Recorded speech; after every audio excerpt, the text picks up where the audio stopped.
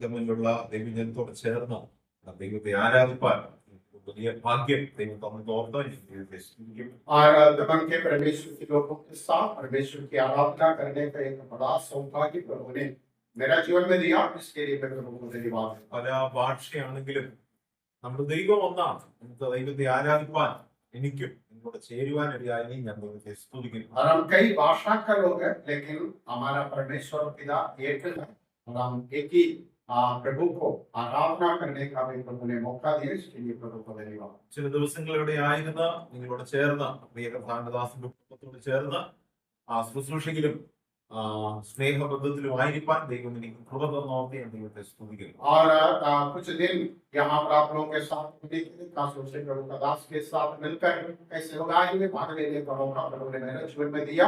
इसलिए मैं प्रभु को धन्यवाद देता हूँ। എനിക്ക് ഭവനത്തിൽ ഭാര്യയും രണ്ട് മക്കളുമുണ്ട്. मुझे घर में पत्नी और 2 बच्चे हैं। എന്റെ മൂത്ത മകൾ ഇപ്പോൾ +2 കഴിഞ്ഞു, മകന് 10ാം ക്ലാസ്സിൽ പഠിക്കുന്നു. और मेरा बड़ी बेटी अभी +2 पूरा हो गया और बेटा 10वीं में पढ़ रहा है। ഞങ്ങളുടെ പ്രവർത്തനത്തെയും ശുശ്രൂഷയും നിങ്ങൾ വീണ്ടും പ്രാർത്ഥനയും और हमारी सेवकाई को और मिनिस्ट्री को आप लोग प्रार्थना में याद करें। ഇപ്പൊ നേരത്തെ ചിന്തയ്ക്കായിട്ട് മർക്കോസിന്റെ സുവിശേഷം 4-ാം അധ്യായം 40-ാം വാക്യം ഞാൻ ആഗ്രഹിക്കുന്നു. हमारा थोड़ा समय के मनन के लिए मरकुस के सुसमाचार अध्याय 4 4-ാം അധ്യായം 40-ാം വാക്യം. अध्याय 4 का 40वां पद पढ़ेंगे। मरकुस अध्याय 4 उसका 40। और उससे कहा, तुम जो डरते हो, क्या तुम्हें अब तक विश्वास नहीं? ഇവിടെ ഒരു ചോദ്യം കാണുന്നു. കർത്താവ് ചോദിക്കുന്നു, നിങ്ങൾ പേടിക്കുന്നതിന്റെ ഭീതമായി തോന്നുന്നതെന്തോ? यहाँ पर एक सवाल हम देखते हैं, प्रभु यीशु मसीह पूछ रहे हैं, तुम क्यों डरते हो? ചില നാളുകളായി കൗൺസിലിംഗിൽ അല്ലെങ്കിൽ അനേക വ്യക്തികളോട് പേഴ്സണലായിട്ട് സംസാരിക്കാൻ എനിക്കിടയായിരുന്നു. कई साल से मैं व्यक्तिगत रूप से लोगों से काउंसलिंग और ऐसे बात करने का मौका प्रभु ने दिया। ഭയം എന്നുള്ളത് സാർവലൗകികമായ ഒരു പ്രതിഭാസമായി എനിക്ക് കാണാൻ കഴിയും. और मैंने देखा कि ये जो डर है वो सार्वलौकिक सब लोगों में ये समा हुआ है। എല്ലാവർക്കും ഭയമുണ്ട്, सब लोगों को भय है പേടിയുണ്ട്, और सबको डर है। എന്നാൽ ധൈര്യമുണ്ട്. लेकिन किया होगी ലോകത്തിൽ നിങ്ങൾ ധൈര്യപ്പെടണമെന്ന് വീണ്ടും വീണ്ടും പറയുന്ന ഒരേ ഒരു പുസ്തകം ദൈവവചനം മാത്രമാണ്. और दुनिया में तुम टाटस बांधो ऐसा कहने बार बार कहने वाला एक ही किताब है, वो पवित्र शास्त्र बाइबल है। എന്നാലും നമുക്ക് പേടിയാണ്. നമുക്ക് കർത്താവ് ശിഷ്യന്മാരുടെ കൂടെ ഉണ്ടായിരുന്നിട്ടും അവർ പേടിച്ചു. प्रभु यीशु मसीह अपने चेलों के साथ थे, फिर भी वो लोग डरते हैं। എങ്ങനെ ജീവിതത്തിൽ ധൈര്യപ്പെടാനായിട്ട് കഴിയും? तो हमारे जीवन में हम कैसे सामर्थ्य पा सकता है? ചില അനുഭവങ്ങൾ വരുമ്പോൾ നമ്മുടെ കാലും കൈയും ഒന്ന് വളയ്ക്കും. कई अनुभव हमारे जीवन में जब आते हैं तब हमारा हाथ पांव हिल जाते हैं। അയ്യോ അതെങ്ങനെ ഞാൻ ഫേസ് ചെയ്യും? ओ हाय मैं कैसे इसको सामना करूं, ऐसा विचार हमारे मन में आ जाते हैं। ഞാൻ പരീക്ഷയ്ക്ക് എഴുതാൻ പോകുന്നു എന്ന പേടി, मैं परीक्षा लिखने जा रहा है उसका डर, ജയം ലഭിക്കുമോ ജയിക്കുമോ എന്നുള്ള ഭയം, और मैं पास हो गया क्या ये डर, ജയിച്ചാൽ എന്ത് ചെയ്യുമെന്നുള്ള ചിന്ത, और अगर मैं पास होगा तो फिर क्या करेंगे उसका डर, ഒരു നല്ല ഭവനമില്ല എന്നുള്ളൊരു ചിന്ത, मेरे को एक अच्छा घर नहीं है ऐसा भय, എനിക്ക് ഭവനം കിട്ടിയാൽ മറ്റുള്ളവർ എന്ത് ചെയ്യുമെന്നുള്ളൊരു ഭയം, और अगर मुझे एक घर मिल जाएगा तो दूसरा लोग क्या करेंगे इसका डर, ഒരു വാഹനം പബ്ലിക്കായിട്ട് കൊണ്ടുവെക്കുമ്പോൾ അതാരെങ്കിലും എടുത്തുകൊണ്ട് പോകുമോ എന്നുള്ളൊരു ഭയം, और एक गाड़ी जब हम एक पब्लिक की जगह पर रखते हैं ये कोई लूट के लेके जाएंगे तो इसका डर, അല്പം പണം കൈവശമുണ്ടെങ്കിൽ ഇതാരെങ്കിലും മോഷ്ടിക്കുമോ എന്നുള്ളൊരു ഭയം, हाथ में कुछ पैसा रहता तो ये कोई छीन लेंगे इसका डर, നമ്മുടെ മക്കളെ വിവാഹം ചെയ്ത് വിടുമ്പോൾ അവരെങ്ങനെ അവിടെ ജീവിക്കുന്നു എന്നുള്ള ഭയം, जब हम बच्चों को शादी करके भेजते हैं तो वो लोग कैसा उधर रहेगा उसका डर। ഇങ്ങനെ अनेक ഭയങ്ങളാണ് ഇവൻ ദൈവമക്കളെ പോലും ഭരിച്ചുകൊണ്ടിരിക്കുന്നത്. तो परमेश्वर का लोगों को भी इसी प्रकार का बहुत सारा डर उनके ऊपर समा गया। ദേവദാസന്മാരുടെ ദൈവമക്കളോട് ചോദിക്കുന്നു, സുഖമായിരിക്കുന്നുണ്ടോ? परमेश्वर का दास लोग परमेश्वर का लोगों से पूछे हम लोग का कुशल से रहते हैं? അവര് പറയും, ആ. हम लोग हाँ। അതിന്റെ അർത്ഥം ഏതാണ്ടൊക്കെ സുഖമാണ്, എന്നാൽ നല്ലൊരു ഭാഗം വലിയ സുഖമൊന്നും അല്ല. उसका मतलब है कि थोड़ा बहुत कुछ है लेकिन നമുക്ക് കുറെ ഭയമുണ്ട്, थोड़ा डर लगा है കുറെ ആകുലതകളുണ്ട്, और थोड़ा व्याकुलता जा रहा है കുറെ ക്വസ്റ്റ്യൻസ് ഉണ്ട്, ഉത്തരം കിട്ടാത്ത ചോദ്യങ്ങൾ. और जो जवाब नहीं मिलता ऐसा कई सवाल है ഇതിന്റെ എല്ലാം മധ്യത്തിലാണ് കർത്താവ് ഈ ഒരു അനുഭവം, ഈ ഒരു ഉപമ ഇവിടെ പറയുന്നത്. और उसी पृष्ठभूमि में प्रभु यीशु मसीह यहाँ पर एक बात करते हैं നമ്മൾ ഈ വായിച്ച ഒരു ഉപമയുടെ ചരിത്രമാണ്. और यहाँ पर एक इतिहास को हम देखते हैं ആ ചരിത്രത്തിൽ പ്രധാന കഥാപാത്രം കർത്താവായിരുന്നു. और इस इतिहास की से पन्नों में प्रभु यीशु मसीह मुख्य तौर पर आता है കാണത്തക്ക നിലയിൽ യേശു അവരോടുണ്ട്. और यहाँ पर यीशु मसीह फिजिकली उनको देख सकते हैं ऐसा हालत में उनके साथ है പക്ഷെ എന്നാലും അവർ ഭയപ്പെട്ടു. फिर भी वो डर रहे हैं ഇന്ന് കാണത്തക്ക നിലയിൽ കർത്താവ് ഇല്ലാതെ अच्छा प्रभु यीशु मसीह हमारे साथ ऐसा नहीं है कि जो हम अपने आंखों से उसको देख नहीं सकते എന്നിട്ടും ഭയമില്ല എങ്കിൽ ദൈവം സ്തോത്രം. तो अगर ऐसा वो हमारे साथ देख सकते हैं ऐसा हालत में हमारे साथ नहीं है तो भी अगर हमें डर नहीं है तो हम नहीं ദൈവം എന്റെ കൂടെ ഉണ്ടെന്നുള്ള അദൃശ്യമായ വിശ്വാസത്താൽ ധൈര്യപ്പെടണമെന്ന് ദൈവവചനം പറയുന്നു. और परमेश्वर का वचन ऐसा कहते हैं हम ऐसी ताकत से बांधना है कि जो अदृश्य परमेश्वर मेरे साथ है ऐसा ही आप बांधो ഒരു വേദഭാഗത്ത് വായിച്ചിട്ട് നമുക്ക് തിരിച്ചു വരാം. और हम एक वचन पढ़ के वापस आएंगे ഒന്ന് തെസ്സലോനിക്കർ पहले दुश्मनी क्या करता 3-ാം അധ്യായം 10-ാം വാക്യം. 3 का 10 वचन पढ़ेंगे ഒന്ന് തെസ്സലോനിക്കർ 3-ാം അധ്യായം 10-ാം വാക്യം. पहला दुश्मनी 3 का 10 पढ़िए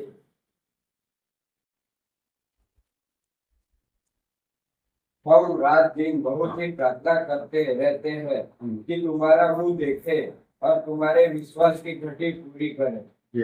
അവിടെ നോക്കുക, നിങ്ങളുടെ വിശ്വാസത്തിന്റെ കുറവ് और वहां पर देखिए तुम्हारा विश्वास की गति पूरा करे ആ 1-ാം അധ്യായം വായിക്കുമ്പോൾ they are rich in all spiritual attitudes. और वहां पर उसका पहला अध्याय में हम देखते हैं कि तुम्हारा विश्वास की आकृति मैंने कहा देखा साहब അവർക്ക് എല്ലാ സ്വഭാവങ്ങളിലും ഉന്നതിയിലായിരുന്നു. और सब बातों में हम लोग एक ऊंचा अवस्था में थे അവരുടെ വിശ്വാസവും സ്നേഹവും ഭക്തിയും പ്രവൃത്തിയും സഹിഷ്ണുതയും എല്ലാം the best ആയിരുന്നു. और ये दशमलव का विश्वास का होगा विश्वास संयम प्रेम ये सब बाकी लोगों से भी ऊंचा था പിന്നെ ഇങ്ങനെ പറഞ്ഞു വരുമ്പോൾ പറയേണ്ട സഹോദരങ്ങളെ, നിങ്ങൾക്ക് അല്പം കൂടെ വിശ്വാസം വേണം, പൂർണ്ണമായിട്ടില്ല. तो ये सारी बातें और उनकी अच्छाई भलाई अच्छे स्वभाव के बारे में बात करके आने के बाद यहाँ आया तो पौलुस बोलते हैं मित्र मुझे लेकिन विश्वास थोड़ा कट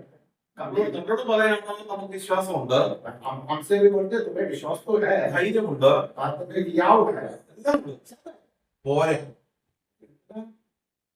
थोड़ा कम है കുറച്ചുകൂടെ അതൊന്ന് boost up ചെയ്യണം. और थोड़ा और बढ़ना चाहिए അടുത്ത അധ്യായം തെസ്സലോനിക്കർക്ക് 2-ാം അധ്യായം और दुश्मन क्या कहा पत्र ये दूसरा अध्याय देखिए 1-ാം അധ്യായം 3-ാം വാക്യം. सॉरी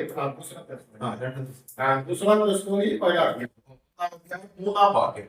पहला दूसरा दुश्मनी पहला अध्याय का तीसरा वचन അവിടെ അപ്പോസ്തലൻ എന്താ പറയുന്നത്?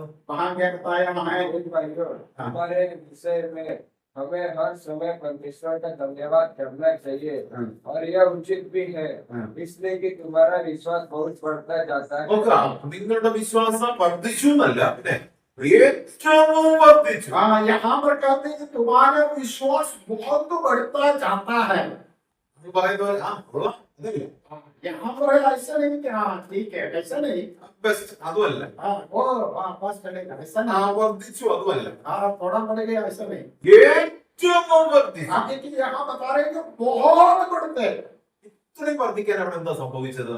तो क्या हो गया इतना जल्दी इतना बढ़ गया 1-ാം അധ്യായം 4-5 അധ്യായങ്ങൾ നിങ്ങൾ വായിച്ചു നോക്കുമ്പോൾ अब पहला दशमलव का 4-5 अध्याय जब पढ़ेगा അവിടെ അപ്പോസ്തലൻ പൗലോസ് ഒരുപാട് കാര്യങ്ങളൊക്കെ പറയുന്നു. और वहां पर पौलुस ने बहुत सारी बातें थेसलोनिकिया के विश्वासियों को कहते हैं ഈ വക കാര്യങ്ങളിൽ നിങ്ങൾ പെർഫെക്റ്റ് ആണെങ്കിൽ നിങ്ങൾ അറിയാതെ നിങ്ങളുടെ വിശ്വാസം വർദ്ധിക്കും. और वहां अध्याय में पौलुस कहते हैं इन सारे बातों में अगर तुम पूरा हो जाएगा तो जो विश्वास का गति है अपने आप बढ़ जाएगा അതിന്റെ സംഗ്രഹമായി 3 ചോദ്യങ്ങൾ ഞാൻ നിങ്ങളോട് ചോദിക്കും. और इसकी संक्षिप्त में 3 सवाल मैं आपको करना चाहता हूँ സത്യമായും വ്യക്തമായും ഉത്തരം തരും. और बहुत सच्चा मन से सीधा सीधा जवाब देना ഞാൻ ചോദിക്കട്ടെ, 66 പുസ്തകമുള്ള ദൈവവചനം और जो 66 किताब वाले पवित्र बाइबल ഈ പൂർണ്ണമായി മുഴുവനും എത്ര നേരം എത്ര തവണ നിങ്ങൾ വായിച്ചു? और ये बाइबल पूरा आप लोगों से कितना लोग पूरा पढ़ा है? ഒരു തവണയെങ്കിലും പൂർണ്ണമായി ബൈബിൾ വായിക്കാൻ നിങ്ങൾ കഴിഞ്ഞിട്ടുണ്ടോ? एक बार ये बाइबल पूरा पढ़ने के लिए आपसे इनवाइट हूँ। कितना लोग हैं? എത്ര തവണ വായിച്ചു? ആന്റി എന്ന് പറഞ്ഞു. कितना बार पढ़ा? एक बार। നമ്മുടെ ലൈഫ് 60 വർഷം അല്ലെങ്കിൽ 100 വർഷം. हमारा जो जिंदगी है 60 से 100 के बीच में, 2 വർഷത്തിൽ ഒരു തവണയെങ്കിലും ഇത് വായിക്കാൻ ശ്രമിക്കും. तो हम कम से कम 2 साल में एक बार पढ़ने की कोशिश तो करें। ചില അനുഭവങ്ങൾ ചില സംഭവങ്ങൾ പറയുമ്പോൾ മറ്റു ബൈബിളിൽ അങ്ങനെയൊക്കെ എഴുതിയിട്ടുണ്ടോ? हाँ, कई बाइबल से कई बातें जब बात करते हैं हम लोग का, तो कई लोग उसके ऐसे बाइबल में लिखे हैं। ദൈവവചനം സമ്പൂർണമായി 1889 അധ്യായങ്ങൾ വായിക്കും. और ये जो पवित्र शास्त्र बाइबल है, और 1199 अध्याय है, पूरा एक बार पढ़ो, അപ്പോൾ അത് തിരിച്ച് നമ്മളോട് സംസാരിക്കും. तो तब वो हमसे बात करेगा। ചില സമയത്ത് നമ്മൾ താണ ഡിപ്രഷനിൽ പോകുമ്പോൾ അത് നമ്മളെ ബൂസ്റ്റപ്പ് ചെയ്തു.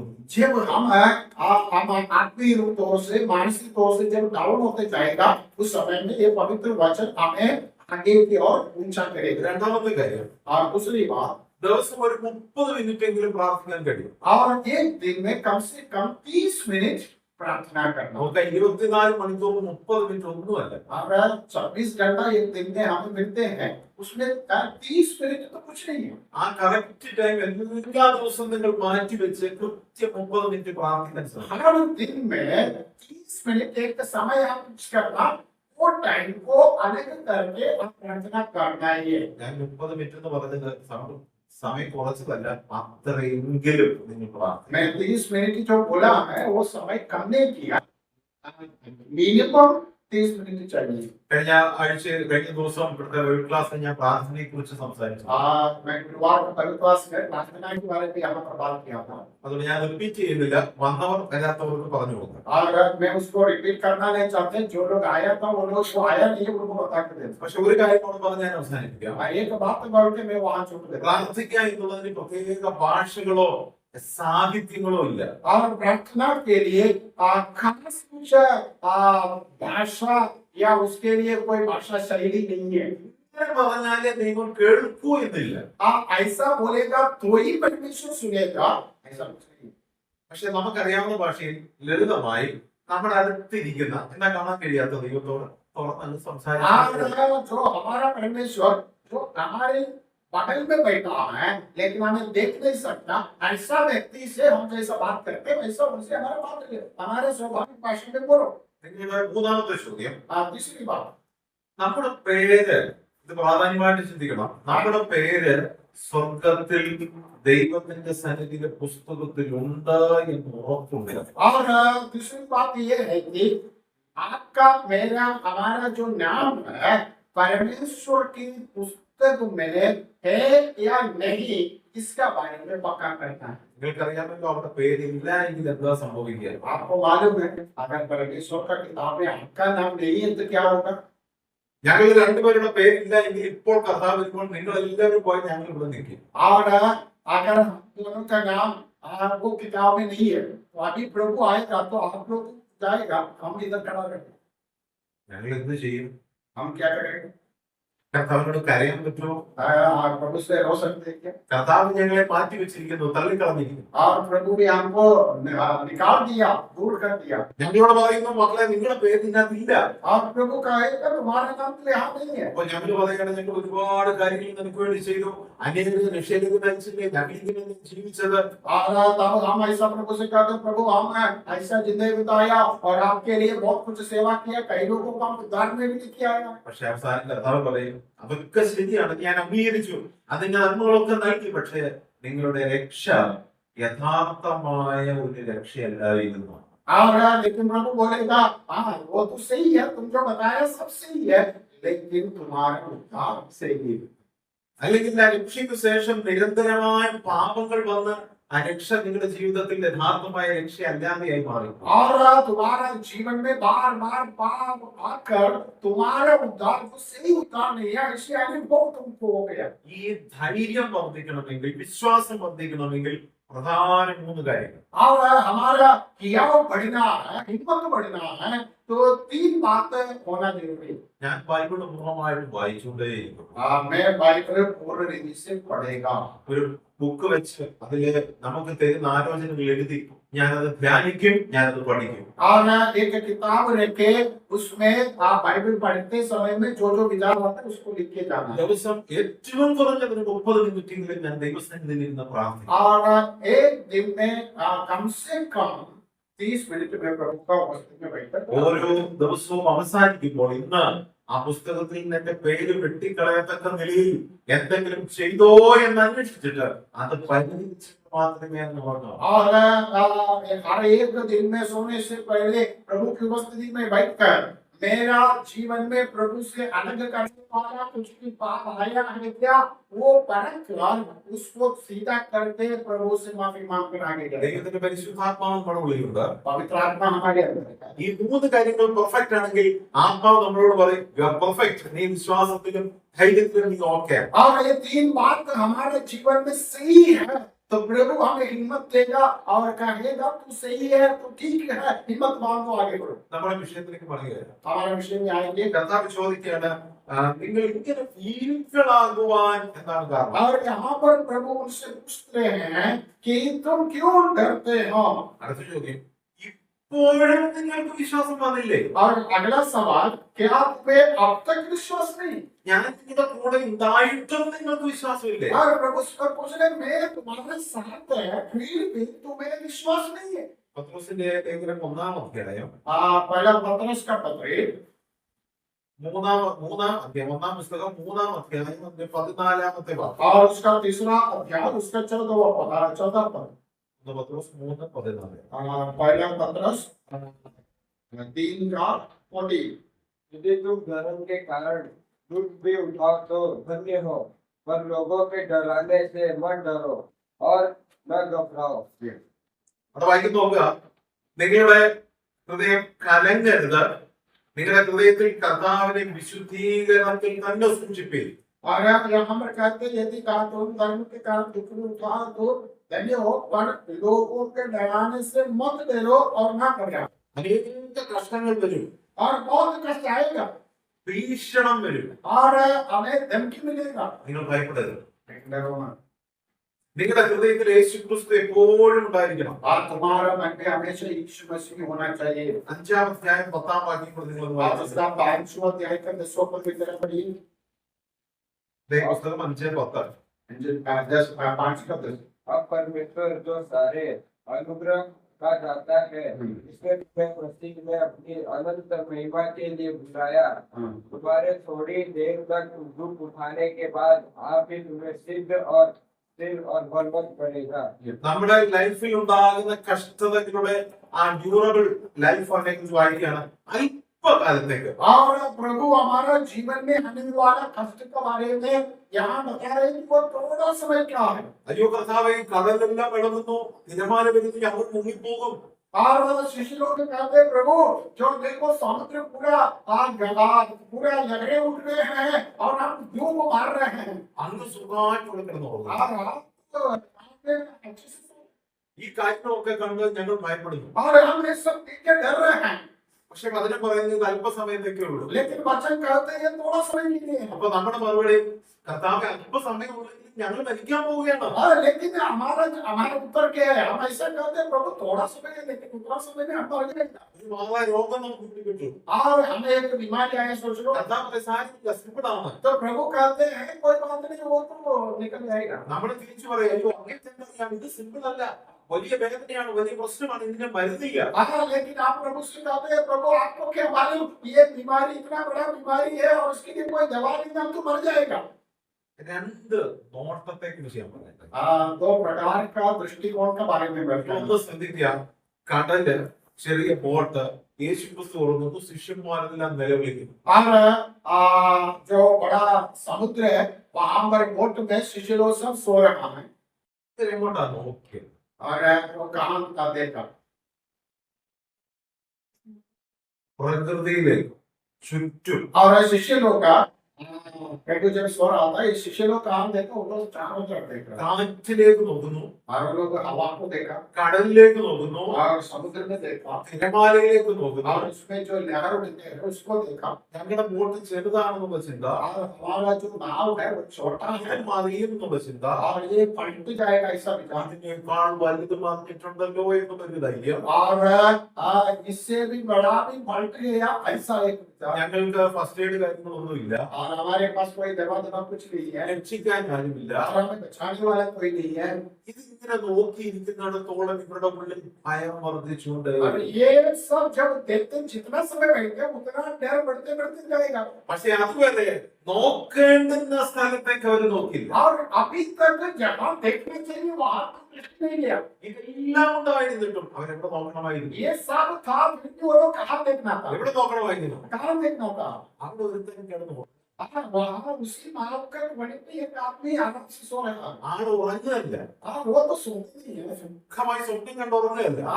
वो आराम से सोते देख के सोए नहीं है। ഇതെല്ലാം ഉണ്ടാകുമ്പോൾ ഈ 12 പേരും ആ മുഖത്തേക്കായിരുന്നു നോക്കേണ്ടത്. और वो चाहते हैं इतना सब वो चारों तरफ हो रहे हैं, ये 12 लोग का उनकी चेहरा देखना चाहिए। അവന്റെ മുഖത്തേക്ക് നോക്കിയവർ जो ആശിതരായി. और जो उनकी ओर देखा उनकी चेहरा ഒരു നാളും ലജ്ജിച്ചു പോയി. वो कभी लज्जित नहीं होना। പക്ഷെ ആ മുഖത്തു നിന്നുള്ള നോട്ടം എങ്ങോട്ടെങ്കിലും മാറി അവർ ഭയപ്പെടും. और जब उनकी ओर से जो देखना चाहिए वहां से हमारा दृष्टि हट जाते हैं। പൗലോസിന്റെ പത്രോസ് പറയണം, പ്രശ്നങ്ങൾ അനവധിയാണ്. प्रेरित पतरस ने कहते हैं कि हमारे जीवन में बहुत सारी क्लेश आएगा। പക്ഷേ എനിക്കോ കർത്താവിന്റെ ദാസനും അങ്ങനെയുള്ള ഉപദ്രവങ്ങളെ കുറിച്ച് ഒരുപാട് പറയാനുണ്ടോ? और मुझे और प्रभु का दास को ऐसी कठिनाई के बारे में और क्लेश के बारे में बहुत कुछ बोलने के लिए है। പക്ഷെ ഞങ്ങൾക്ക് നോക്കാൻ ഒരു മുഖമേ ഉള്ളൂ, അത് ഞങ്ങളുടെ പ്രാണനാഥനെ. लेकिन हमें देखने के लिए एक ही चेहरा है, वो हमारा मुक्तिदाता प्रभु यीशु मसीह का चेहरा है। പേരൻസ് ഉണ്ടാകില്ല, हमारा माँ बाप नहीं होता, നമ്മുടെ കുടുംബം ഉണ്ടാകില്ല, हमारा परिवार साथ नहीं നമ്മുടെ होता, സ്നേഹിതരുണ്ടാകില്ല, और हम मित्र नहीं होता सब, നിങ്ങളുടെ ബാലൻസ് അവിടെ ഉണ്ടാകില്ല, और हमारा आपका बैंक का बैलेंस वहाँ नहीं है, വിദ്യാഭ്യാസമോ ഉയർച്ചയോ നേട്ടമോ സ്ഥാനമോ അവിടെ और ഉണ്ടാകില്ല. आपका पढ़ा लिखा और आपकी नौकरी, आपका जो भी आप कमाया कुछ भी नहीं आएगा, നിങ്ങളുടെ കഴിവുകൾ അവിടെ പ്രയോജനപ്പെടുന്നു. आपका सामर्थ्य कुछ वहाँ नहीं आएगा। പക്ഷെ എന്റെ യേശു മാത്രമേ പ്രവർത്തിക്കാൻ കഴിയുന്ന ചില അനുഭവങ്ങൾ വരുമ്പോൾ ആ മുഖത്തേക്ക് മാത്രം നോക്കും. तो प्यारो उस समय में केवल प्रभु यीशु मसीह ही साथ में होगा, इसलिए आपका दृष्टि केवल उसी पर लगाते हैं। നമ്മൾ ഈ ഉപമകൾ പഠിക്കുമ്പോൾ जब हम दृष्टांतों के बारे में पढ़ाई करें, 5 കാര്യങ്ങൾ നിങ്ങളോട് പറയും. मैं 5 बात आपको कहता हूँ। നിങ്ങൾക്കറിയാമോ യേശു ക്രിസ്തു എത്ര ഉപമകൾ പറഞ്ഞിട്ടുണ്ട്? आपको मालूम है यीशु मसीह ने कितना दृष्टांत कहा है। കർത്താവ് 2 കാര്യങ്ങളാണ് പ്രധാനമായും. ഒന്ന് ചരിത്രം പറയും, ഉപമയും പറയും. और प्रभु यीशु मसीह जब प्रचार करता था, कभी कभी दृष्टांत बोलते, कभी कभी चला इतिहास भी होता। നിലവിലുള്ള ചില സംഭവങ്ങൾ കർത്താവ് പറയും. और उस समय में जो वहाँ जो भी घटनाएं हो रहा था वो भी देखे प्रभु प्रभाषण करता। ഒന്നിനെ മറ്റൊന്നായി താരതമ്യപ്പെടുത്തി ഉപമിച്ച് പറയും. और एक बात को लेकर दूसरों के साथ तुलना करके दृष्टांत के रूप में बात करता था। നിങ്ങൾ ബൈബിൾ പഠിക്കുമ്പോൾ അതെന്താ അങ്ങനെ എന്ന് ചിന്തിച്ച് വേണ്ട തള്ളിക്കളയരുത്, പഠിക്കണം. और जब आप बाइबल पढ़ते हैं तो ऐसी ऐसी बात आते हैं तो ये क्यों ऐसा है, क्या ऐसा सोच के उसको छोड़ना नहीं है, उसको ध्यान से पढ़ो। ഉപമകൾ പഠിക്കുമ്പോൾ ഒന്ന് അതിന്റെ സാഹചര്യം മനസ്സിലാക്കും. और जब हम दृष्टांत को पढ़ाई करते हैं तो उसका जो वातावरण है वो समझते हैं। 2 ആരോട് എപ്പോൾ ഏത് അവസരത്തിൽ പറഞ്ഞു എന്ന് പഠിക്കണം.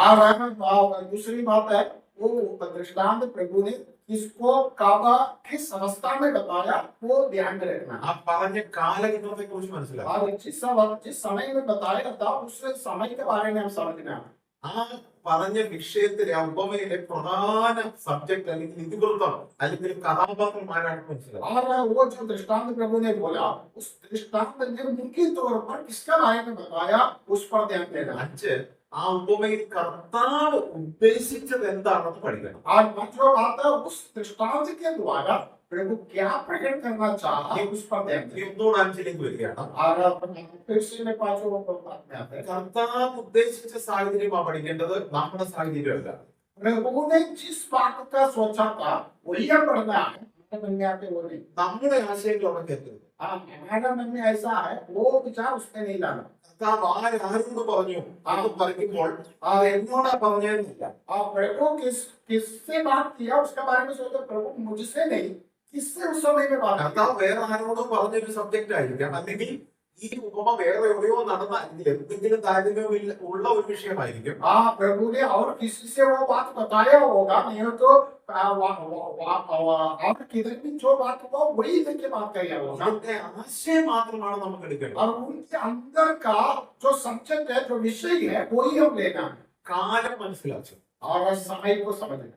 അന്ന് ഒരു വീടിന്റെ മുകളിലത്തെ ഇളക്കി ആ പക്ഷപാതക്കാരനെ താഴെ ഇറക്കി. അതുകൊണ്ട് ഇന്നും നമ്മൾ മുകളിൽ പൊളിച്ച് ഇറക്കണം. അതല്ല, കാലം വേറെ ആയിപ്പോയി.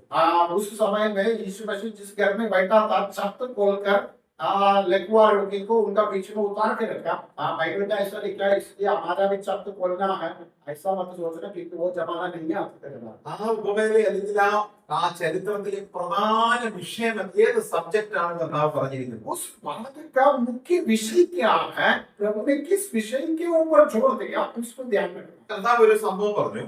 और प्रभु ने एक बात बताई, ഒരു സെന്റൻസേ ഉള്ളൂ. एक ही बात। ഒരു വയലിൽ നിധി ഉണ്ടെന്ന് മനസ്സിലാക്കി തനിക്കുള്ളതൊക്കെ വിറ്റു ആ വയൽ വാങ്ങി. प्रभु ने बोला, एक व्यक्ति ने एक जमीन देखा, तो वहां में एक धन है, वो समझ लिया और क्या किया, अपने सारे धन संपत्ति को बेचकर उस जमीन को खरीदी। നിങ്ങൾ നോക്കുക, ആ വചനം വായിച്ചിട്ട് നമ്മളോട് നമ്മൾ തന്നെ പറയും, അതുകൊണ്ട് ഞാനും എനിക്കുള്ളതെല്ലാം വിറ്റ് എവിടെങ്കിലും പോയി ഒരു വയൽ വാങ്ങുക.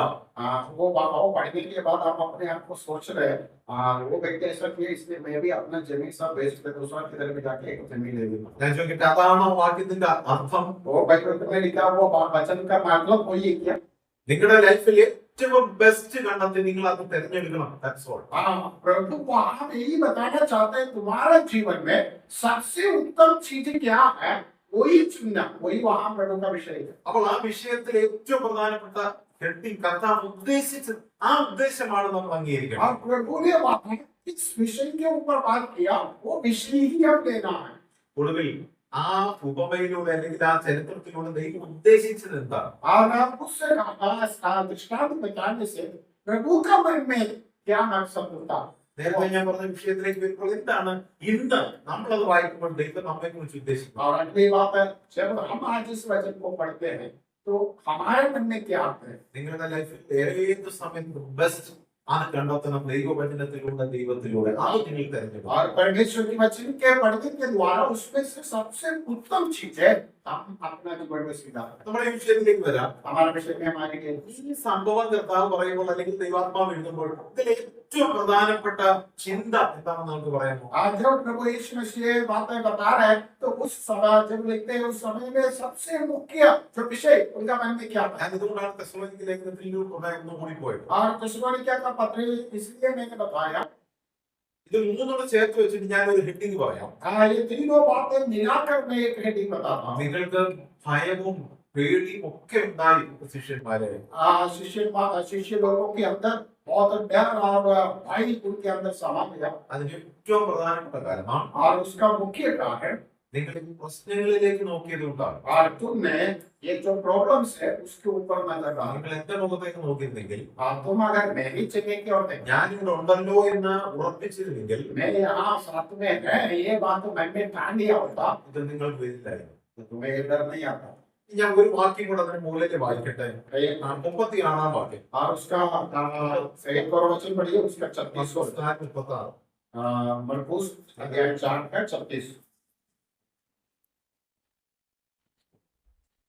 और वे भीड़ को छोड़कर जैसा वो था वैसा ही उसे नाव पर साथ ले चले, और उसके साथ और भी नावे थी। हाँ, ഓക്കെ, 36 വാക്യത്തിൽ നോക്കുക. മറ്റ് ചെറു പടകുകളും ഉണ്ടായിരുന്നു. देखिए वहां क्या है, उनके साथ और भी नावे थे। ശ്രദ്ധ വിട്ടു പോകരുത്. ध्यान में करना पड़ेगा। ഇതുവരെ നമ്മൾ സംസാരിച്ചുകൊണ്ട് ഏത് പടകിനെ കുറിച്ചാണ്? अभी तक हमने कौन सा नाव के बारे में बात कर रहा था? കർത്താവും ശിഷ്യന്മാരുമുള്ള പടക്.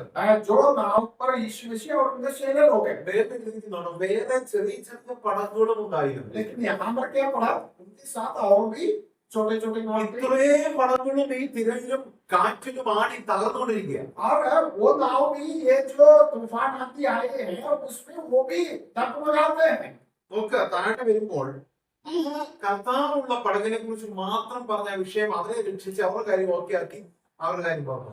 ആ ചെറുപടകളുടെ കാര്യം പോയി. वहां हम देखिए नीचे केवल प्रभु यीशु मसीह और शिष्यों जिस नाव में था उसी के बारे में बताया और वहां उस लोगों को प्रभु कैसे बचाया उसको बताने किया है। नाव का क्या हो गया? അത് മതഞ്ഞു പോയോ അതിനുള്ള ഒരു പരിശ ഒന്നും നമുക്കറിയില്ല. उनके वो नाव डूब गए क्या? उसके अंदर जो लोग था वो मर गए क्या? उसका बारे में അതൊന്നും ബൈബിളിൽ എഴുതിയിട്ടില്ല. और कुछ भी इसमें नहीं लिखा है। പക്ഷെ അവരുണ്ടായിരുന്നു. फिर भी वो लोग थे। ഇതവന്റെ പ്രദേശത്ത് കർത്താവിന്റെ ദാസൻ ഇവിടെ വസിക്കുമ്പോൾ ഈ ഒരു യേശുവുള്ള പടകും ഇവിടെ ഉണ്ടായിരുന്നു, മറ്റ് ചെറു പടകുകളും ഉണ്ടായിരുന്നു. और यहाँ पर जवन में प्रभु का दास है, यहाँ पर रह के सेवा करते तो यहाँ पर प्रभु यीशु मसीह का एक नाव भी है, नाव और भी है। അവിടെ ഈ പാട്ടും ചെറിയ ആരാധനകളും പ്രസംഗങ്ങളും എന്തെങ്കിലുമൊക്കെ ഉണ്ടാകും. उधर भी गाना होते हैं, प्रार्थना होते हैं, कुछ का उधर भी होते हैं, പല കാര്യങ്ങളുണ്ടാകും. वहाँ कई बात होते हैं। ദാനധർമ്മങ്ങളും പലതും ഉണ്ടായിരുന്നു. बहुत अच्छे लगने वाला काफी चीजें वहाँ पर यीशु का नाम से होते ഈ हैं। ഭവനത്തിൽ നമുക്ക് കൊടുക്കാൻ ഒന്നും ഉണ്ടാകില്ല. शायद यहाँ हमारे करते हैं उनको देने के लिए कुछ भी नहीं होगा। പക്ഷെ യേശു മൈൻഡ് ചെയ്തത് ഏത് പടകിൽ യേശു ഉണ്ടോ ആ പടകിനെ അദ്ദേഹം മൈൻഡ് ചെയ്തു. लेकिन प्रभु यीशु मसीह ने जो नाव के लिए काम किया वो नाव वही था जिसमें वो खुद था। അവർക്ക് പേടിയുണ്ടോ എന്നല്ല കർത്താവ് നോക്കിയത്. उनके साथ तो दूसरा नाव था, वो लोग डरते थे, प्रभु ने देखा। എന്നെ വിശ്വസിച്ചിരുന്ന് വീടും കൂടും ജോലിയും വിട്ടുകളഞ്ഞ കുറെ സഹോദരങ്ങളുണ്ട്. അവരുടെ വിശ്വാസത്തെ അവരുടെ ഭയത്തെ കർത്താവ് നോക്കി. और प्रभु ने ये ध्यान दिया, प्रभु ने वही उसी पर ध्यान लगाया कि जो मेरे नाव पर जिस नाव में प्रभु है उस नाव में जो लोग हैं अपना परिवार समाज सब छोड़कर मेरे पीछे आएगा। കർത്താവിന്റെ ദാസന്മാർ ലോകത്തിന്റെ നാനാ സ്ഥലങ്ങളിൽ പോയി കർത്താവേല ചെയ്യാം. और प्रभु का दास होकर प्रभु का नाम लेकर अन्य देश में सब जाकर सेवा कर रहे हैं। അവരുടെ ജോലി വിട്ട് ശമ്പളം വിട്ട് എല്ലാം വിട്ട് അവരെ അവിടെ പോയി കഷ്ടത്തിൽ പോയി. और उनका नौकरी छोड़ दिया, पगार छोड़ दिया, घर छोड़ दिया, सब छोड़ के अन्य देश में जाकर प्रभु का सेवा कर रहे हैं। അവരുടെ ജോലി ഇല്ലാഞ്ഞിട്ടല്ല, और उनको काम नहीं है इसलिए नहीं, നല്ല ശമ്പളം കിട്ടാഞ്ഞിട്ടല്ല. अच्छे पगार में मिलते नहीं इसलिए नहीं। പക്ഷെ ദൈവം അവരെ വിളിച്ചു ഉത്തരവാദിത്വം കൊടുത്തത് और प्रभु ने उन लोगों को प्रभु का सेवा के लिए बुलाया और जिम्मेवार दिया इसलिए। അവരെ നോക്കേണ്ട ഉത്തരവാദിത്വം എന്റെ കർത്താവിന്റെ. और उनको ध्यान देना प्रभु का जिम्मेवारी है। പ്രിയ ദൈവമക്കളെ, നിങ്ങളൊക്കെ ഒരുപക്ഷെ പല മേഖലയിൽ നിന്ന് കർത്താവിന്റെ അടുക്കിലേക്ക് വന്നതായിരിക്കും. आप प्यारो शायद आप लोग सब अलग अलग परिस्थिति से विश्वास में आया होगा। നിങ്ങളെ നോക്കാൻ ഈ ഗുജറാത്തിന്റെ പ്രദേശത്തോ ഇന്ത്യയിലോ ആരും കാണുകയില്ല. शायद आपको ध्यान लगाने के लिए, आपको देखने के लिए गुजरात में और इंडिया में भी शायद कोई नहीं होगा, പക്ഷേ എന്റെ യേശു നിങ്ങളുടെ അടുക്കലുണ്ടാവും. लेकिन मेरा यीशु आपके साथ है। അദ്ദേഹത്തിന്റെ റെസ്പോൺസിബിലിറ്റിയാണ് അദ്ദേഹത്തെ പരിപാലിക്കുക. और प्रभु यीशु मसीह का जिम्मेवारी है, जो उसको स्वीकार किया उसको वो भी संभालेगा। അതുകൊണ്ട് ചെറുപടങ്ങൾ അല്ല ഇവിടുത്തെ വിഷയം. और इसलिए जो छोटे छोटे नाव है वो हमारा विषय नहीं है। അവരെല്ലാം മാറ്റി വെച്ചിട്ട് ഈ പടകിനെ കർത്താവ് രക്ഷിച്ചു. लेकिन उनको सब छोड़ दिया, लेकिन जो नाव पे प्रभु यीशु मसीह है उसको प्रभु बचाना। ആ ഒരു പടക് നമ്മുടെ പടകായി തീരട്ടെ. और वो जो नाव हमारा पड़ता नाव होने के ഞാൻ ഒരു लिए വിഷയം കൂടെ പറഞ്ഞ് അവസാനിപ്പിക്കും. मैं एक और बात बता। തകർന്നു പോകുന്ന 3 അവസരങ്ങൾ ഈ കാരണങ്ങൾ ഞാൻ പറഞ്ഞു. और हमारा मन व्याकुल होने का और टूट जाने का 3 बातें मैं बताऊं। ഇതൊക്കെ നമ്മുടെ ലൈഫിലുള്ള വിഷയങ്ങളാണ്. ये सब हमारे हर दिन का जीवन में होते हैं। എന്തുകൊണ്ടെന്ന് റീകളക്ട് ചെയ്യുക. हमें एक और बार उसको याद दिलाना। നമ്പർ 1, पहली बात, യേശു ഉണ്ടായിട്ടും വരുന്ന ചില പ്രശ്നങ്ങൾ. यीशु हमारे जीवन में है फिर भी आने वाला कुछ दिक्कतें। യേശു ഉണ്ടായിട്ടും വരുന്ന പ്രശ്നങ്ങൾ. हाँ यीशु है फिर भी कुछ दिक्कत आते हैं। നിങ്ങളുടെയൊക്കെ ലൈഫിൽ യേശു ഉണ്ട്. നിങ്ങളുടെ കുടുംബത്തിൽ യേശു ഉണ്ട്. आपका परिवार में, आपका घर में यीशु है। രക്ഷിക്കപ്പെട്ട സ്നാനപ്പെട്ട ദൈവമക്കളാണ്. आप उद्धार पाया, बपतिस्मा पाया वो लोग हैं। പിന്നെ എന്തുകൊണ്ട് നമ്മുടെ ലൈഫിൽ കഷ്ടതകൾ വരുന്നു? फिर क्यों आपका जीवन में क्लेश आते हैं? ഞാൻ നന്നായിട്ട് പ്രാർത്ഥിക്കുന്ന ഒരാളാണ്. मैं बहुत प्रार्थना करने वाले व्यक्ति ഞാൻ हूँ। ബൈബിൾ നന്നായിട്ട് വായിക്കുന്ന ഒരാളാണ്. मैं बाइबल अच्छे से पढ़ते हैं। ഞാൻ 22 തവണ ദൈവത്തിനെ വായിക്കാനിടയായി പൂർണ്ണമായും. मैं पूरा बाइबल अभी तक 22 बार पढ़ा है। ഇന്നും ബൈബിള് തെറ്റായിട്ട് പഠിപ്പിക്കുകയും പറയും ചെയ്യുന്നില്ല ഞാൻ നിത്യം അവരോട് വചനം പറയും. और परमेश्वर का वचन को गलत रीति से कोई भी बोलेगा तो मैं उनके साथ लड़ाई करते हैं। എനിക്ക് ലഭിക്കുന്ന സമയം പകൽ സമയം ഇല്ലെങ്കിൽ രാത്രിയിൽ അനേക സമയത്ത് പ്രാർത്ഥിക്കാറുണ്ട്. और मेरे को दिन में ज्यादा टाइम नहीं मिलते तो भी मैं रात के समय में बहुत समय बैठ के प्रार्थना करता हूँ। ഞാൻ പ്രാർത്ഥനയാണ് ഏറ്റവും കൂടുതൽ വിശ്വസിക്കുന്നത്. और मैं प्रार्थना में सबसे ज्यादा विश्वास करता हूँ। 26ാമത്തെ വർഷമാണ് ഞാൻ കർത്താവിന്റെ വേലയിൽ ഇറങ്ങുന്നത്. और मैं अभी 26 साल हो गया प्रभु का सेवा के लिए अलग हो गया। എന്റെ പേരൻസിനോടോ സ്നേഹിതനോടോ സുഹൃത്തുക്കളോടോ ഞാൻ ആരുടെ മുമ്പിൽ കഴിഞ്ഞിട്ടില്ല. मेरा दोस्तों के सामने या मेरा माँ बाप के सामने और मेरा किसी के सामने आज तक मैंने हाथ नहीं बढ़ लगा किया। എല്ലാ ആവശ്യങ്ങൾക്കും ഞാൻ എന്റെ കുടുംബവും ദൈവസന്നിധിയിൽ നിന്ന് പ്രാർത്ഥിക്കും. और कुछ भी जरूरत हो मैं और मेरा परिवार प्रभु की उपस्थिति में बैठकर प्रार्थना करते ഒരു ദിവസം പ്രാർത്ഥിച്ചു, നാളെ എനിക്ക് 5000 രൂപയുടെ ആവശ്യമാണ്. हैं। एक बार मैंने प्रार्थना किया, कल मुझे 5000 रुपया की जरूरत है। ആര് തരും? कौन देगा? അന്ന് രാത്രി മുഴുവൻ പ്രാർത്ഥിച്ച് കിടന്നുറങ്ങി. उस रात पूरा पूरा प्रार्थना किया फिर सो गया। നേരം കിടന്ന് ഏതാണ്ട് 7 മണിയായപ്പോൾ सुबह हो गया और 7 बजे ഒരു വാഹനം മുറ്റത്ത് വന്നിരുന്നു. और एक गाड़ी हमारे घर का सामने आके रुक ആ गया। മനുഷ്യൻ പറഞ്ഞു, ഒരാഴ്ചയായിട്ട് ഈ ഒരു കാര്യം തരാൻ വേണ്ടി ഞാൻ വെയിറ്റ് ചെയ്യാൻ. और वो वहां से जो भाई ने आया उसने बोला मैं एक सप्ताह से ये विचार से घूम रहा हूँ। പക്ഷെ ഇപ്പൊ ഇന്ന് രാവിലെയാണ് എനിക്ക് എന്റെ ടൈം കിട്ടുന്നത്. ഇന്ന് കൊടുത്തില്ലെങ്കിൽ എനിക്ക് ഒക്കുകയല്ല, തെള്ളി കിട്ടതുപോലെ ഞാൻ ഓടി വന്നു. और आज सुबह ही मुझे टाइम मिला, आज मुझे जबरदस्ती किसी ने यहाँ पर भेजा। കഴിഞ്ഞ രാത്രി ഞാൻ പ്രാർത്ഥിച്ച ദൈവം കേട്ടു. और मेरा प्रार्थना रात को जो प्रार्थना किया प्रभु ने सुना। നാളെ രാവിലെ എനിക്ക് പൈസ ആവശ്യമാണ്. मैंने प्रभु से बोला मुझे कल सुबह पैसा चाहिए। ഞാൻ പ്രാർത്ഥിക്കുമ്പോൾ തലേ രാത്രി ആ മനുഷ്യന്റെ ദൈവം ഇറക്കിക്കൊണ്ടിരുന്നു. और जब मैं रात को प्रार्थना कर रहा था प्रभु उस आदमी के अंदर काम कर നീ रहा था। കൊടുക്കാനുള്ളത് എത്രയും രാവിലെ നീ കൊടുക്കണം. और उस व्यक्ति के अंदर प्रभु ने बात किया तू जो देना चाहते है वो सुबह जल्दी जल्दी जाके दे। ഇതറിയാതെ ഞാൻ വീണ്ടും ഇവിടെ പ്രാർത്ഥിച്ചുകൊണ്ടേയിരുന്നു. ये मुझे नहीं पता लेकिन मैं यहाँ प्रार्थना कर रहा ആ മനുഷ്യന്റെ ഹൃദയത്തിൽ വീണ്ടും ഇത് രാവിലെ തന്നെ ഞാൻ കൊടുക്കും. और उस मनुष्य का हृदय में फिर से प्रभु कार्य कर रहे हैं और सुबह सुबह जाना। ഞാൻ ആ പേപ്പർ വാങ്ങിച്ച് താങ്ക്സ് പറഞ്ഞു റൂമിൽ വന്ന് നോക്കിയപ്പോൾ 5000 രൂപ വന്നു. और उसने जो कवर दिया उसने मैं लाकर घर पे आके देखा उसमें इसकी पानी का। പ്രിയപ്പെട്ടവരെ, നമ്മൾ പ്രാർത്ഥിച്ചാൽ തരുന്ന ഒരു ദൈവം ഉണ്ടെങ്കിൽ സ്തോത്രം. പിന്നെ എങ്ങനെയാ ഈ ലോകത്തിൽ ആകുലപ്പെടണം? आप प्यारो अगर आप मांगेगा तो देने वाले एक प्रभु है तो फिर हम इस संसार में व्याकुल होना है। യോബിന്റെ 10 മക്കളുടെ ശവപ്പെട്ടി മുമ്പിൽ യോബ് അതിന്റെ മുമ്പിൽ ഇരിക്കുക. और आप सोच लो अयूब ऐसा बैठा है, अयूब का सामने अपना 10 बच्चा का जो कब्र शब रखा हुआ पेटी ला के रखा है। उसने किसी को गाली नहीं दी നിലവിളിച്ച് വലിയ വിഷയം ഉണ്ടാക്കി. और वो चिल्लाकर हंगामा नहीं किया। ദൈവം തരും. परमेश्वर ने കാലം കുറെ കഴിഞ്ഞ് ആ 10 മക്കളെ അതിലുമായി ഐശ്വര്യത്തോടെ ദൈവം ഒക്കെ തിരിച്ചു. और हमें मालूम है कुछ साल के बाद अयूब को फिर से 10 बच्चा प्रभु ने। ഒരപ്പൻ സ്വന്തം മകനെ യാഗപീഠത്തിൽ വെച്ച് കുത്തി കൊല്ലാൻ പോവുകയാണ്. और एक पिता ने अपना बच्चा को बलि का वेदी पे लेटाकर उसको छुरी से मारने वाला था। ഇതെല്ലാം യേശു ഉള്ള ഭവനത്തിലെ പ്രശ്നങ്ങളാണ്. ये सब जिस घर में यीशु है उस घर का प्रॉब्लम में बता रहे हैं। അദ്ദേഹത്തെ പറയും, കർത്താവ് ഇത്ര ബുദ്ധികൾ കാണിക്കും, ഒറ്റ മോനേ ഉള്ളൂ, എനിക്ക് വേറെ എന്ത് പരിപാടിയായത്? तो मैं तो क्या बोलेगा प्रभु आप कैसा काम कर रहे हैं, मुझे एक ही बच्चा है और उसको आप मांग रहे हो। നീ ചെയ്, ബാക്കി നോക്കോ. और प्रभु ने कहा तू करो। അവന്റെ കഴുത്തിന്റെ അടുത്ത് കത്തി വന്നപ്പോൾ കർത്താവ് പറഞ്ഞു, മതി മതി. और जब उसके गले के पास उसका छुरी आया प्रभु ने बोला बस करो। പ്രാർത്ഥിക്കുക, ദൈവസന്നിധിയിൽ നമ്മെ ക്രമീകരിപ്പിച്ചു കൊടുക്കുക. तो प्यारो प्रार्थना करो और प्रभु के हाथ में हम अपने आप को सौंप दें। കാനാന്റെ കല്യാണ സമയം और काना की शादी करवा दें। യേശു അവിടെ ഉണ്ട്. यीशु मसीह वहां थे പക്ഷെ അവിടെ വലിയൊരു ആവശ്യം തരും. लेकिन वहां में एक दिक्कत आ गई। യേശു ഉണ്ടായിട്ടും ചില പ്രശ്നങ്ങൾ വരാം. यीशु मसीह है फिर भी प्रॉब्लम आ सकता है। നമുക്ക് ആർക്കും വേണ്ടാത്തൊരു കുറെ കൽപാത്രങ്ങൾ ഇച്ചിരി പച്ചോളം മതി എന്റെ ദൈവത്തിന്. वहां कुछ जो पत्थर का जो बर्तन थे और वो किसी को नहीं चाहिए और थोड़ा पानी है, ये दोनों प्रभु के लिए काफी है। ലാസറിന്റെ ഭവനത്തിൽ लाजर का घर എല്ലാവരും പറയുന്നത് ഇപ്പോഴെന്തിനു വന്നതാ? सब लोग पूछ रहे तू अभी क्यों आए? നീ ഇന്നലെ വന്നിരുന്നെങ്കിൽ അല്ലെങ്കിൽ അന്ന് വന്നിരുന്നെങ്കിൽ സുഖമാക്കില്ലേ? तो कल या 2 दिन पहले आता तो कुछ कर सकता था, ഇപ്പോഴെന്തിനു വന്നു? अभी क्यों आए? ഞാൻ അവിടെ അടയ്ക്കുന്നത്. तो वहां उसका दफन किया। ഞങ്ങളുടെ വീട്ടിലെ ചടങ്ങുകളൊക്കെ തീർന്നില്ല, പന്തൽ എടുക്കുന്നേ ഉള്ളൂ.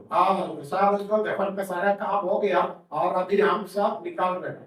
ചില അനുഭവങ്ങൾ നമ്മുടെ ജീവിതത്തിൽ നമ്മെ ഭരിച്ച് രോഗം നേരിട്ട് ഡോക്ടർ പറയും രക്ഷയില്ല, നിങ്ങൾ വീട്ടിൽ കൊണ്ടുപോകോ. അപ്പോഴും ദൈവമക്കൾ പ്രാർത്ഥിക്കും, എന്റെ ദൈവം അത്ഭുതം നിറയുന്ന ദൈവമാണെന്ന് പ്രാർത്ഥിക്കുമ്പോൾ മറ്റുള്ളവർ ചോദിക്കും, ഇനി എന്തിനാ പ്രാർത്ഥിക്കുന്നത്? प्यारे, हमारे जीवन में जब बीमारी आएगा और सब लोग बोलेंगे अभी वो बचेगा नहीं, ऐसी परिस्थिति से जब गुजरते हैं तभी भी परमेश्वर का लोग प्रार्थना करते हैं। കർത്താവ് പറയാണ്, പ്രാർത്ഥിച്ചോളൂ, प्रभु कहते हैं प्रार्थना करो ലാസ്റ്റ് നിമിഷം വരെ പ്രാർത്ഥിക്കണം. और अंत तक प्रार्थना करो। അദ്ദേഹം പറഞ്ഞു, ഇപ്പോൾ വിശ്വസിച്ചാലും എപ്പോഴാ ആള് നാറ്റം വെച്ച് മാറി, ഇപ്പോൾ നീ വിശ്വസിച്ചാലും അത്ഭുതം എനിക്ക് ചെയ്യാൻ കഴിയും. हम तो मार्था से प्रभु कहते हैं अभी तो मार्था कहते हैं अभी तो वो सड़ गया और बदबू आ रहा है, लेकिन प्रभु कहते हैं अभी भी विश्वास करेगा तो परमेश्वर की महिमा देखेगा। 34 സങ്കീർത്തനം 19 വാക്യം. और वचन संहिता 34 उसका 10वां पद। നീതിമാന്റെ അനർത്ഥങ്ങൾ അസംഖ്യമാണ്, और वहां हम देखते हैं धर्मी जन की पीड़ाएं बहुत होते हैं, എന്നാൽ അവ എല്ലാറ്റിൽ നിന്നും യഹോവ അവനെ വിടുവിക്കുന്നു. लेकिन उन सब में से प्रभु परमेश्वर उनको छुड़ाते हैं।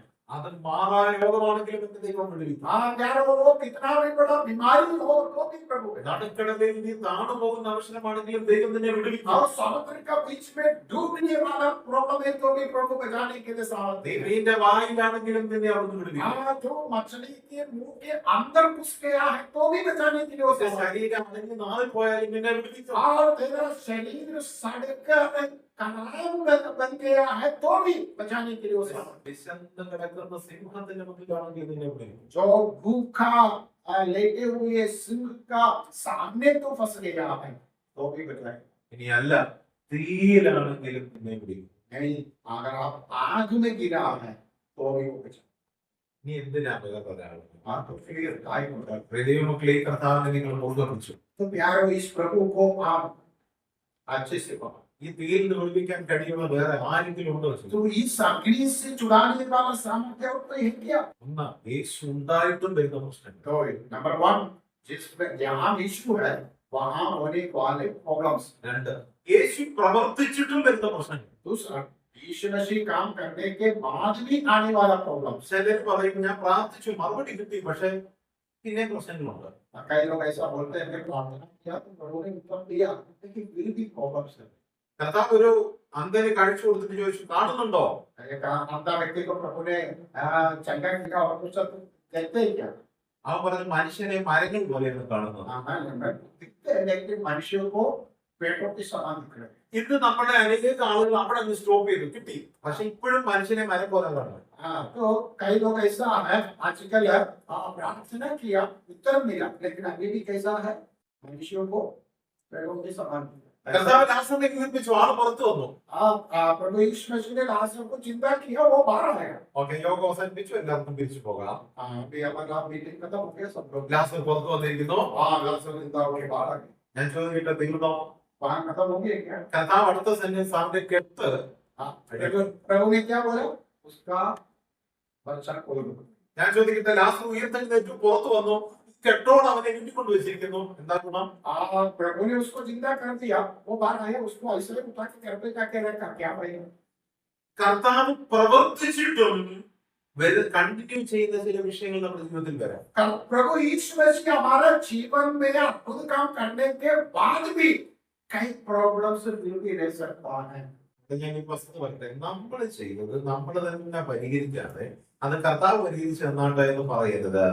जो हमने जो प्रॉब्लम्स लिया है उसको हम भी सुलझाना है, वो भी प्रभु करेगा बोल के बैठना है। ഞാൻ എന്റെ ദൈവദാസനോട് ഒരു തെറ്റ് ചെയ്തു, हमें प्रभु का दास के साथ एक गलत, ദൈവം എന്നെ ശിക്ഷിച്ചു, प्रभु ने मुझे दंड दिया। ഞാൻ കരുതി പ്രാർത്ഥിച്ച് ശിക്ഷയ്ക്ക് ഒരു അളവ് കിട്ടി.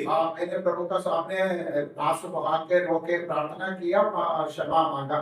പക്ഷെ ശിക്ഷ തീർന്നു എന്നല്ല അർത്ഥം. प्रभु ने क्षमा किया लेकिन दंड खत्म नहीं ആ हुआ। ശിക്ഷ ചിലപ്പോൾ കണ്ടിന്യൂ ചെയ്തെന്ന് വരാം. शायद वो दंड और बढ़ते जाएगा। ഒരു പ്രധാന വിഷയം ബാക്കി നിൽക്കുന്നു. एक मुख्य बात और बाकी है। ഞാൻ എന്റെ ദൈവദാസനോട് ക്ഷമ പറഞ്ഞു. मैं प्रभु का दास से माफी मांगना है അത് കർത്താവ് വെയിറ്റ് ചെയ്യാൻ നീ പറയുന്നെങ്കിൽ നിന്റെ പ്രശ്നം പൂർണ്ണമായിട്ട് ഞാൻ പരിഹരിച്ചു. और वो प्रभु उसके लिए वेट कर रहा है। तू ये जब तक नहीं करता तब तक मैं पूर्ण रूप से माफ नहीं कर सकता। ഒന്നാമത്തെ വിഷയം യേശു ഉണ്ടായിട്ടും വരുന്ന ചില പ്രശ്നങ്ങൾ. ये का प्रभु है तो भी आने वाला प्रॉब्लम। രണ്ടാമത്തെ പ്രശ്നം दूसरा प्रॉब्लम ദൈവം പ്രവർത്തിച്ചിട്ടും കണ്ടിന്യൂ ചെയ്യുന്ന ഒരു വിഷയമാണ്. प्रभु अद्भुत काम हमारे जीवन में करने के बाद भी आने वाला प्रॉब्लम। നമ്മൾ कुറ്റം പറയാതെ ഞാൻ എന്നെ തിരിഞ്ഞു നോക്കണം, ഞാൻ എന്താണ് ചെയ്തത്. वहां दूसरों के ऊपर आरोप लगाना बिना अपने आप को देखना है कहां से प्रॉब्लम है, मैं क्या किया, എന്റെ എന്തോ ഒരു ജോലി ബാക്കി കിടക്കുന്നു, मेरा कुछ काम बाकी पड़ा है, ഞാൻ ആരോടാണ് ക്ഷമ പറയുന്നത്, मैं किससे माफी मांगना है, ഞാൻ എന്ത് തെറ്റാണ് ചെയ്തത്, मैं क्या गलत किया। ഞാൻ ഒരു വ്യക്തിയുടെ സാധനം മോഷ്ടിച്ചെങ്കിൽ ഞാനത് തിരിച്ചെത്തിക്കണം, हाँ, मैं एक व्यक्ति का कुछ सामान लूट लिया है उसको वापस पहुंचाना है। ഞാൻ എന്റെ ദൈവദാസനോട് കള്ളം പറഞ്ഞു, ഞാൻ ചെന്ന് പറയണം സഹോദരൻ ഞാനത് പറഞ്ഞ് കള്ളമായി എന്നോട് ക്ഷമിക്കണം. हाँ, मैं परमेश्वर का दास से झूठ बोला है तो परमेश्वर के दास के पास जाके बोलना है प्रभु का दास मैं आपसे झूठ ही बोला। കുടുംബ ജീവിതത്തിൽ അന്യോന്യമുള്ള ഭക്തിക്കോ വിശ്വാസത്തിനോ കേട് വന്നെങ്കിൽ അവർ തമ്മിൽ അത് പരിഹരിക്കണം. और पारिवारिक जीवन में पति पत्नी का बीच में प्रॉब्लम आने रहा है तो वो आपस में उसको कबूल करके माफी मांगकर प्रॉब्लम सॉल्व करना है। മാതാപിതാക്കൾ കുട്ടികളോട് ക്ഷമ പറയേണ്ടി വരും, और कभी कभी माँ बाप बच्चों से माफी मांगना पड़ेगा മക്കൾ അവരോടും ക്ഷമ പറയേണ്ടി വരും. और बच्चे लोग माँ बाप से भी माफी मांगना पड़ेगा। അതാണ് രണ്ടാമത്തെ വിഷയം. ये है दूसरी बात। മൂന്നാമത്തെ വിഷയത്തിലേക്ക് പറഞ്ഞ് ഞാൻ ആവശ്യം അവസാനിപ്പിക്കും. और तीसरा बात बताकर मैं समाप्त करूंगा। അതാണ് ഏറ്റവും പ്രാധാന്യം. ये एकदम मुख्य बात है। യേശു പ്രവർത്തിക്കാത്ത സമയങ്ങൾ, और यीशु जब काम नहीं करता कार्य नहीं करता, ചില സമയത്ത് യേശു പ്രവർത്തിക്കുകയില്ല. कहीं कहीं समय ऐसा है प्रभु से നമ്മൾ എത്ര കരഞ്ഞാലും പ്രവർത്തിക്കുകയില്ല. हम कितना भी मिलाप करो प्रभु से, അതിൽ രണ്ട് വിഷയങ്ങളുണ്ട്. और उसके लिए उसका दो कारण है। കൊരിന്ത്യരുടെ പുസ്തകത്തിൽ കർത്താവ് അപ്പോസ്തലനോട് പറയുന്നു, എന്റെ കൃപ മതി നിനക്ക്. एक बात यह है कोरिन्थ का पत्री में प्रभु कहते हैं मेरा अनुग्रह तेरे लिए काफी है। പൗലോസ് പറഞ്ഞു, എന്റെ പ്രശ്നങ്ങൾ ഇതാ കർത്താവ് എനിക്ക് പൂർണ്ണമായി സുഖം തന്നിട്ടുണ്ടെങ്കിൽ എനിക്ക് കുറച്ച് കാര്യങ്ങൾ ചെയ്യാം. നോ, നമുക്ക് എന്റെ കൃപ മതി, ആ പ്രശ്നം കണ്ടിന്യൂ ചെയ്തോട്ടെ, എനിക്കത് സൗഖ്യമാക്കി. और पौलुस ने प्रभु से बोला कि प्रभु मेरा ऐसा ऐसा प्रॉब्लम है आप चंगा करो, तो प्रभु ने बोला नहीं प्रॉब्लम तुम्हें ऐसे हटाने वाला नहीं लेकिन मेरा अनुग्रह तेरे लिए काफी है। എത്ര വിശ്വാസമുള്ള ദൈവവേദനാണെങ്കിലും 100 വിഷയങ്ങളും ഒരുപക്ഷെ ദൈവം കേട്ട് മറുപടി തന്നൊന്നും വരികയില്ല. हम कितना भी भक्ति करते वाला विश्वासी हो तो 100 बातें हम करते सबके लिए शायद प्रभु उत्तर नहीं देगा। ചില വിഷയങ്ങൾ കർത്താവ് കേൾക്കും, അംഗീകരിക്കും, മറുപടി കിട്ടിയെന്ന് വരികയില്ല. कई बातें प्रभु सुनते हैं लेकिन उसका उत्तर शायद तुरंत नहीं देते।